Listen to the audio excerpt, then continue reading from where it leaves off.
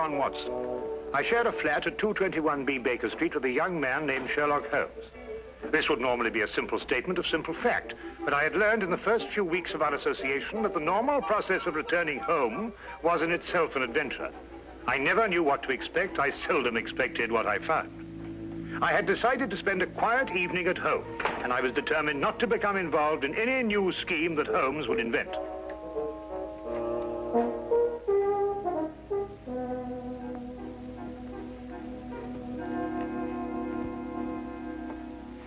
Sulfate gas. Oh? Do you remember the Dietrich case, when the defense tried to prove that no one could produce the deadly poison without a trained chemist? No. Well, I'm going to try it now. With kitchen utensils and a secondary school chemistry book. I knew it could be done. There it is, Watson. Brilliant. Now you've gone too far.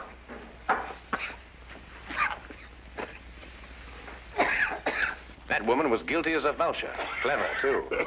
Holmes, I wish you wouldn't forget that we've got to live in these rooms. Can't imagine why the prosecution didn't think of this. The gentleman arrived here in a hansom. Appears to be coming up here. What else did you notice about our visitor? Oh, I don't know. I'd say about 30-ish, conservatively dressed. A man of modest means. What do you think, Holmes? I don't know. I didn't see him. You did. Oh, yes. Yes, of course. Oh, excuse me. Morning, do come in, will you? Good morning. Is this Sherlock Holmes' flat? Yes, indeed. Oh, sulfate gas. Oh. Mr. Holmes has been experimenting. That's Mr. Holmes. How do you do, Mr. Holmes? How do you do? I must apologize for calling upon you without an appointment, Mr. Holmes, but it is urgent.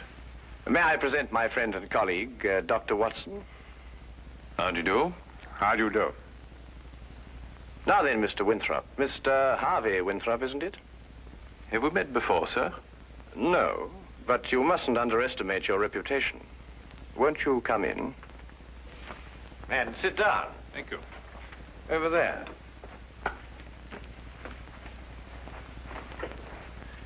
I had heard your powers of observation were remarkable, Mr. Holmes. Perhaps you also know the purpose of my visit. I can only say it's a personal matter. How do you know? It is always a personal matter when one consults me rather than the police. Of course. But my reason to see you actually concerns my elder brother, John. It is he who controls the family wealth. In the event of his death, I would be sole heir. Does his death seem imminent? Well, his life has been threatened. In what way? I noticed you didn't ask by whom. You took pains to point out that only you would benefit by your brother's death. If you knew who made the threat, you wouldn't be so concerned with your own innocence. You're right. I do not know who's making these threats. Actually, I don't even know if it is a who. I beg your pardon, sir? Well, it is possibly a what, Dr. Watson. In this case, the heritage of every old family. The family legend. What is the Winthrop legend? Every member of the family destined for a violent death finds about his person silver coins. Silver coins? Oh, you mean like those silver coins the pirates use, called pieces of 8? Exactly, Dr. Watson. Pieces of 8 as a warning, and at the time of death, a gold doubloon. Have these coins any special significance? 30 years ago, my father was killed by a fall down the stairs in the main hall of Winthrop Manor. A gold doubloon was found under his body. Was he actually seen to fall downstairs? No.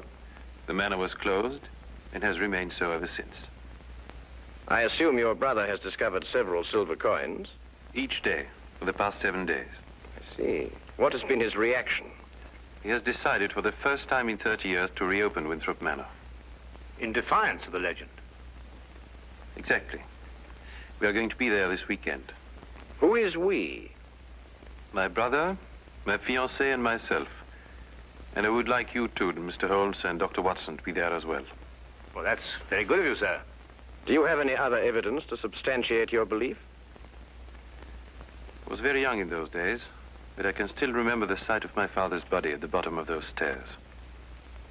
Dr. Watson and I will arrive at Winthrop Manor this Friday night. Oh, thank you very much. If there is anything I can do until then, or if there's any question you want to ask me before, please don't hesitate to call upon me at any time. We'll do that. Thank you. Again, thank you, gentlemen. Not at all. Good day, Hugh, sir. Good day. Well, Holmes, what do you think? I think it's amazing the extent to which people will go to obscure the simple facts of murder or threatened murder. You don't believe in the legend?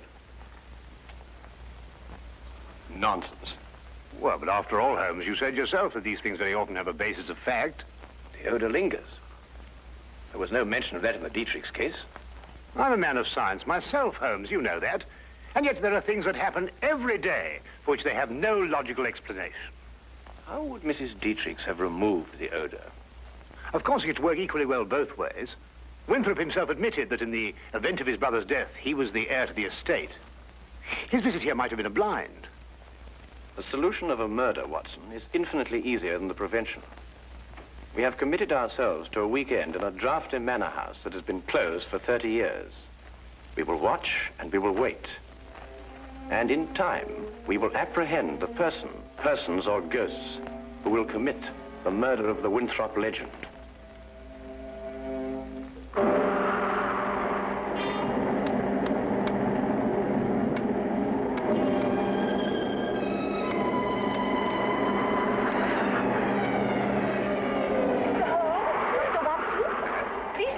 Thank you.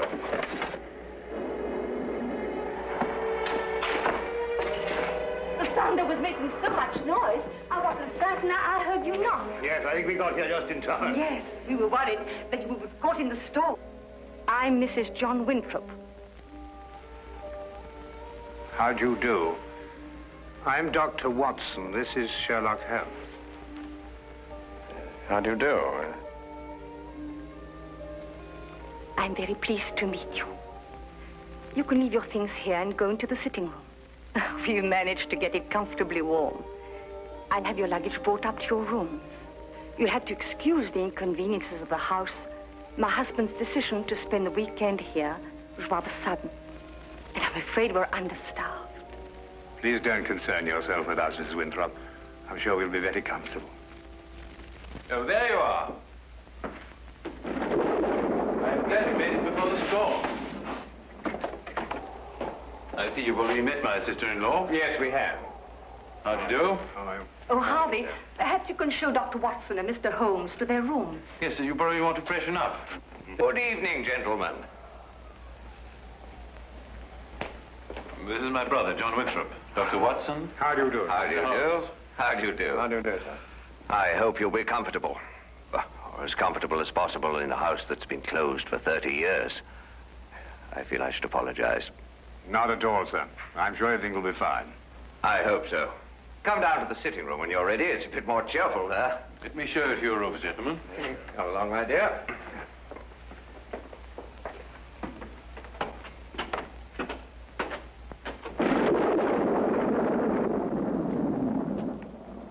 You didn't mention your brother was married. Didn't I? I thought I had. Then surely she would be the heir to the estate if anything should happen to your brother. No, the estate upon his death goes to the next male member of the family. Oh, I see. How did Mrs. Winthrop lose her sight? It was a riding accident, shortly after they were married. My sister-in-law is a remarkable woman, Mr. Holmes. She took to her new way of living with cheerfulness and thoroughness. Yes, it's always encouraging to hear of such cases. And it reflects great credit on those surrounding the patient. Oh, Peg, I want you to meet... Dr. Watson. And you must be Sherlock Holmes. Harvey has told me so much about you. Gentlemen, my fiancée, Miss Margaret Hall. How do you do? How do you do, Miss Hall? John and Alice are in the drawing room, darling. We'll be down shortly. All right, darling.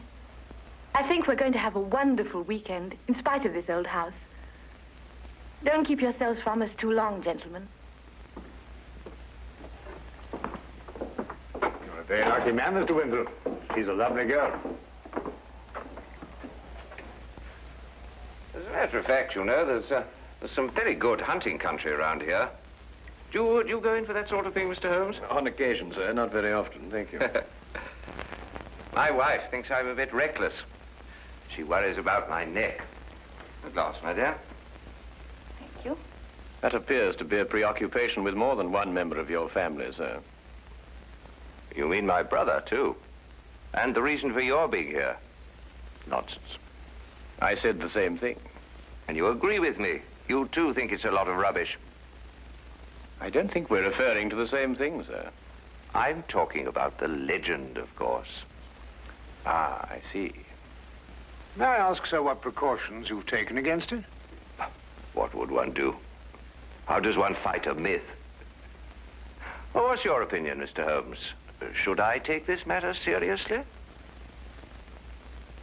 You are obviously taking it seriously by defying it.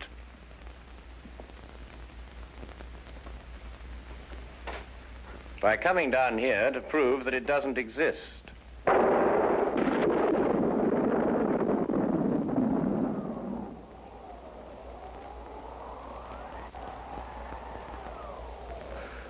Jove, I hadn't thought of it like that. You're dead right, of course. But let me put it like this. Do you really believe the legend is dangerous? You are obviously overlooking the second conclusion, sir. If the legend is real and beyond our understanding, then your life may be being threatened by the supernatural. If we rule that out, then the threat has a very realistic source. In either case, the threat remains. I hadn't thought of it that way. But there are just the 6 of us here, Mr. Holmes. Surely if there is danger for John, it couldn't come from any of us. There are just the 6 of us now, Miss Hall.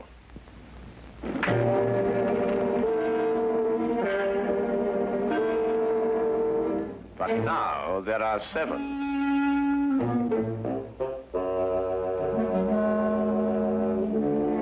John, what is it? Nothing, my dear, nothing at all. I think we'd better go into dinner. Excellent idea.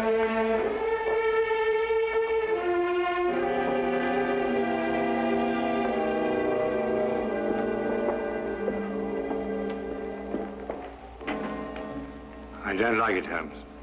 Neither do I, Watson. Neither do I.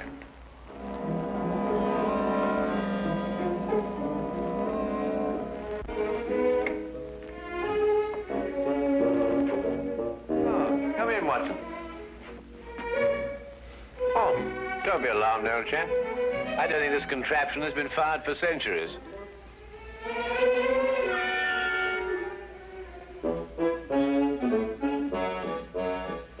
You could hardly expect me to know that from here, Holmes.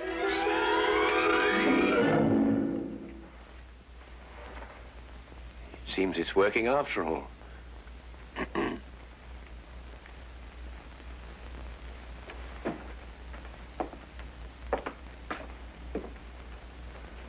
I wanted to talk to you about that dinner we just had.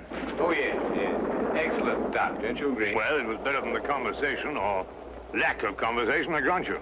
Well, quite natural under the circumstances. Everyone's suspecting things they'd rather not say. What do you make of it, Holmes? Did you realize that young Harvey Winthrop was in love with Alice before she married his brother? Holmes, you're fantastic. How did you determine that? He told me. Oh. Oh, have you got a match, Watson? Yes, I think I should have.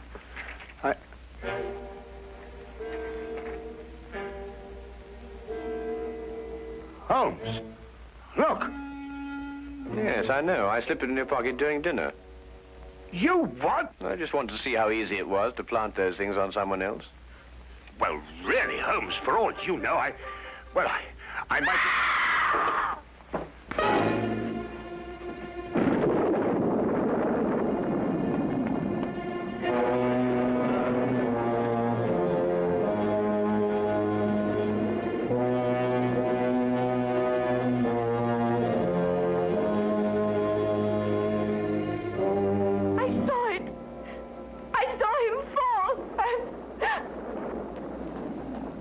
He's dead.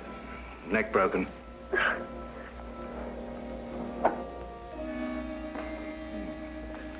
A gold doubloon. What's happened? Will someone tell me? What's happened? happened?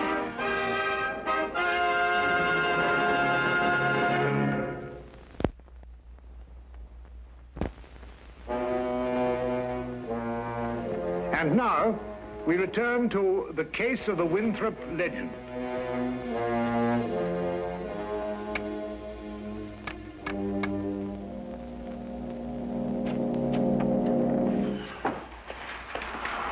Had quite a time getting back here. The roads are turning bad.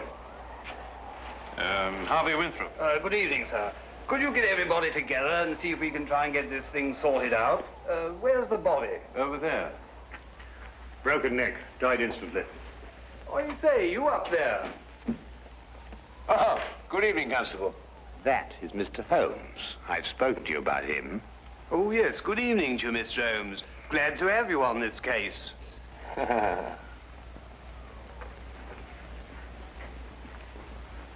His wife.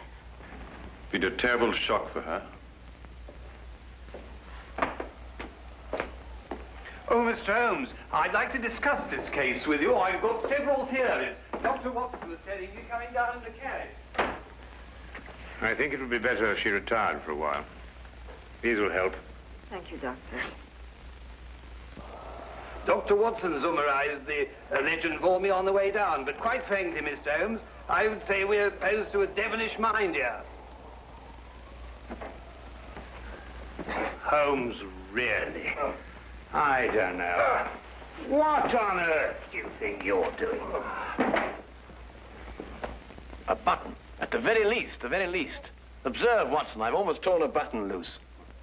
Oh, so I should think after all those acrobatics. Are you going to sit like that all evening? And yet the late Mr. John Winthrop fell down a long flight of exceptionally sharp stone stairs without damaging his clothing. What's that? I'd better check. Yes, I think you had. He may not have torn a button, but he suffered some very severe damage to his neck, I'd like to remind you. An indisputable fact, my dear Watson. Well, what are you getting at, Holmes? That's right. Now we're getting somewhere.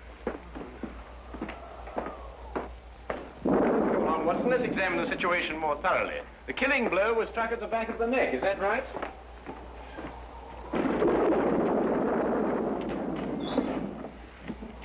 It was. He must have struck the edge of the stairs. He fell. Stone. Edge is quite sharp. The wound be deeper, more pronounced, Watson. Would you re-examine the injuries like a good fellow? Mm-hmm. Well, the skin's broken, but not unusually so. Still, it's difficult to know the position of the body when he fell. I agree with Mr. Holmes. Winthrop and the blind woman were at the top of the stairs when he fell. Mm-hmm. And in a position to have pushed him down. Right. You then imply that Miss Hall, being downstairs all the time, may be ruled out as a suspect. Well, I should take that as a prima facie proof of her innocence. Do you really think so, Watson? Mm-hmm. What's that? Who are you accusing, Mr. Holmes? Your fiancé. Holmes? You're insane. Not at all, I assure you. Your brother didn't fall down these stairs. He was killed, struck by a blow from behind, very probably in this room. His body was then placed at the foot of the stairs, and the legend having been carefully reawakened, and the manner in which your father met his death, and the gold doubloon, all led you to the obvious conclusion. She couldn't have done it. I assure you she could. But Holmes, she had no motive. The estate now passes to Harvey Winthrop. Well, yes, I'm the only one who had a motive. I would say you and the lady you are going to marry. Are you going to report her to the police? Less than useless, I'm afraid. No court in this world would ever convict her on the evidence we have. Well, assuming you're right, and mind you, to me, it's only an assumption, there's nothing we can do. Yes, there is. We can at least remove the assumption. Come with me, gentlemen, into the drawing room.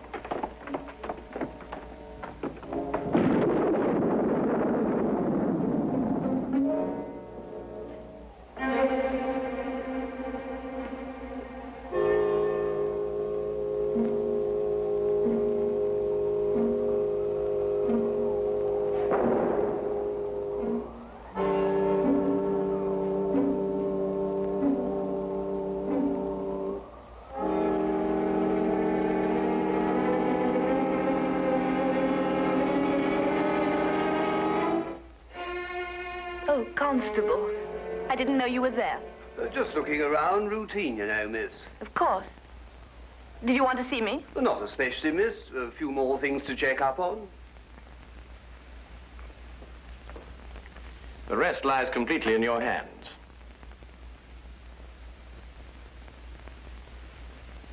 Alice is resting now. Not sleeping, but... Oh, this whole thing is horrible. If you'll forgive us, Dr. Watson has a medical certificate to fill out. Yes, I should attend to that.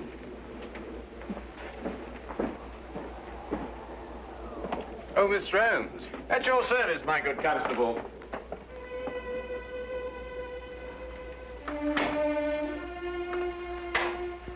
That Holmes. What a peculiar man. What? Oh, Holmes, yes, he is, isn't he? Peg, Yes? Well, this is difficult to say. What is, darling? In light of what's happened, I think it's best we break off our engagement. Break off? But why? Well, there's certain to be a mess in the papers about all this. Oh, you needn't worry about me, darling. Well, actually, it's Alice I'm thinking of. Alice? Yes, she'll be so terribly alone now. In a way, I feel responsible for her. You love her. You've always loved her. And now that your brother's dead, you... You mustn't think that. There's something else. What else? Why this sudden protective fatherly interest? 10 years ago, Alice and I went riding across the moors. I started a race. Her horse broke away from her and she couldn't stop him. He took a high fence and fell. And Alice became blind. But you can't live with that for the rest of your life. It was an accident. It was unfortunate, but it shouldn't influence our relationship now. I'm afraid it does. To me. John dies and you take Alice. That's funny. That's really ironic. Ironic? What makes you see ironic in such a situation? I don't know. I just meant nothing. Just an expression.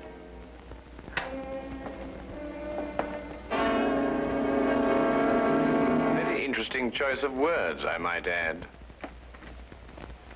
Alas, I must confess we were eavesdropping. Is there anything you'd like to confess, Miss Hall? What does this mean? You spoke of irony. Such a choice word. You didn't kill John Winthrop so that Harvey could share the family fortune with Alice. You'd have seen to that in time. You're insane. I couldn't have pushed John down the stairs. I was at the bottom myself. Well, you were in a perfect position to strike him with this. And then, very thoughtfully, placed the end in the fire to remove any evidence of the blow. No court in the world would convict me on evidence like that. You're quite right, Miss Hall. But you know the facts. And we know the facts.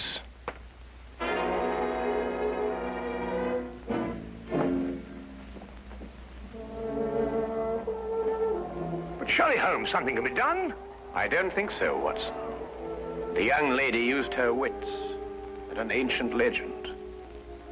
And a murderess walks free.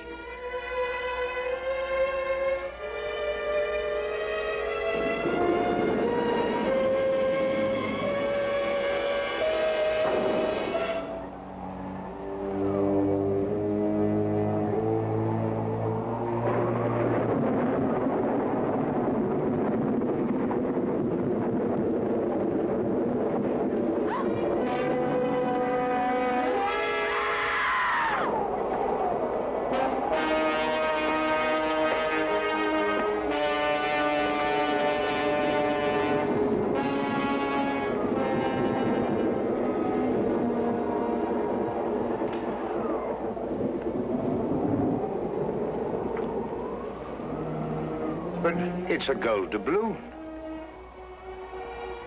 And she said no court in the world would ever convict her.